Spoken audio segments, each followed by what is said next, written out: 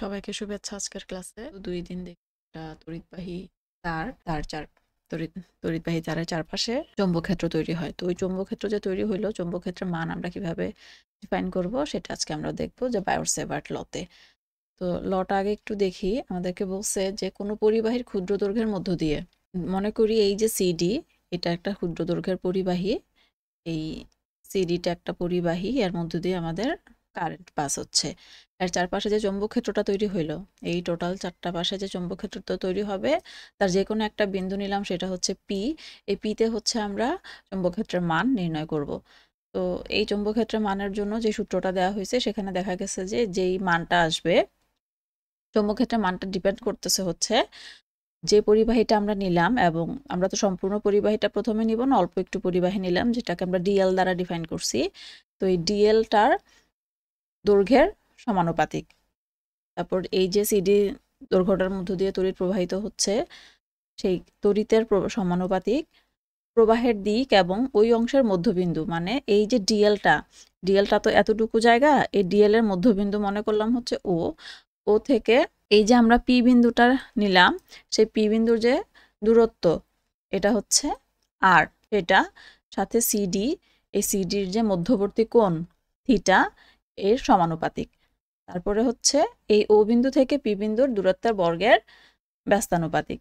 তো এটাকে যদি আমরা একটু লিখি, DB is proportional DL, DB is proportional I, DB is proportional sine theta 1/r²।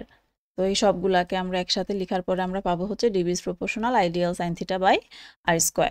এখানে যেহেতু একটা সমানুপাতিক সাইন দেয়া আছে, এই সমানুপাতিক সাইনটাকে তুলে আমরা বসাইলাম হচ্ছে একটা ধ্রুবক। তো ক্যালকুলেশন করে এই যে ধ্রুবকটা, সেই ধ্রুবকের আমরা মান পেয়েছি হচ্ছে 4μ0/4π। এখানে μ0টা হচ্ছে শূন্য মাধ্যমের চৌম্বক প্রবেশতা, এবং এটার একটা ফিক্সড ভ্যালু আছে 4π × 10⁻⁷ টেসলা মিটার পার অ্যাম্পিয়ার। তো এই কে এর ভ্যালুটা আমরা যদি সূত্রে বসাই দিই, কে এর জায়গায় μ0/4π বসাইলে আমাদের অ্যাকচুয়াল সূত্রটা আসবে dB is equal to μ0 I dl sine theta divided by 4πr²। তো এটা হচ্ছে মেইন বায়র-সেভার্ট ল। এবার এটাকে আমরা একটা কেজের জন্য অ্যাপ্লাই করব।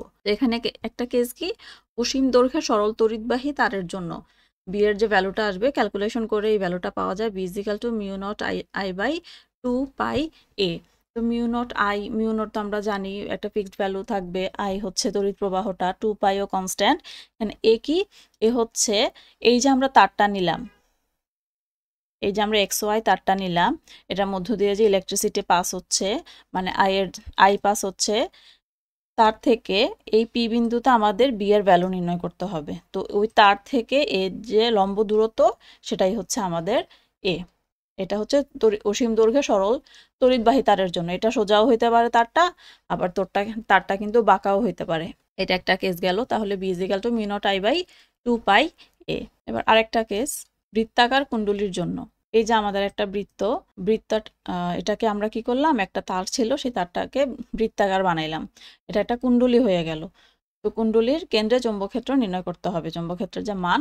তো এটা আমাদের ক্যালকুলেশন করে ভ্যালুটা আসবে হচ্ছে B is equal two μI/2r। এটা হচ্ছে যে কোনো মাধ্যমে, আর যদি আমরা শূন্য মাধ্যম নেই তাহলে আসবে B is equal to μ0 I/2r। আরটা কি, এখানে আরটা হচ্ছে কুণ্ডলীর যে ব্যাসার্ধ, এই যে পি থেকে এই যে পরিধির যে দূরত্ব, সেটাই হচ্ছে আমাদের আর।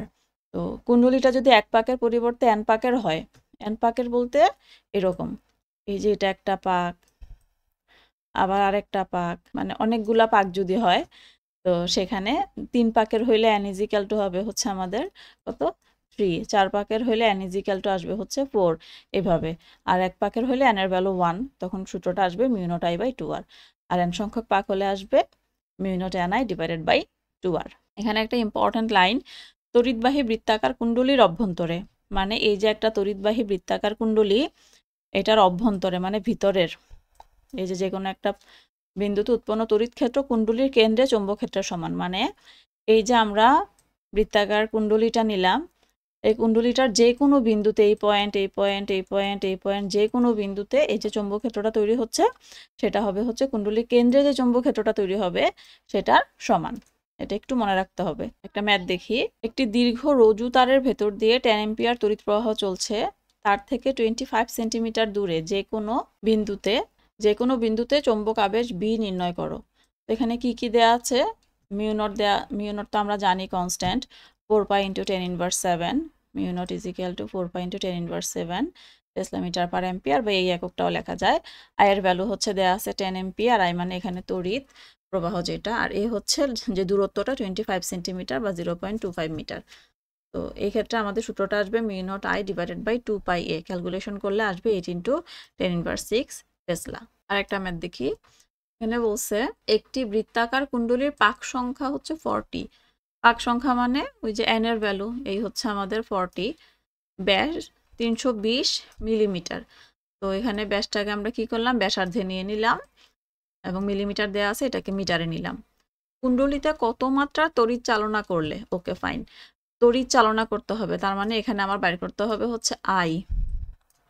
কত মাত্রা তড়িৎ চালনা করলে 300 মাইক্রো টেসলা চৌম্বক ক্ষেত্র সৃষ্টি হবে, এবং বি এর ভ্যালু দেওয়া আছে 300 মাইক্রো টেসলা, এটাকে আমরা টেসলায় নিয়ে নিলাম 300 ইন্টু 10 ইনভার্স 6 টেসলা।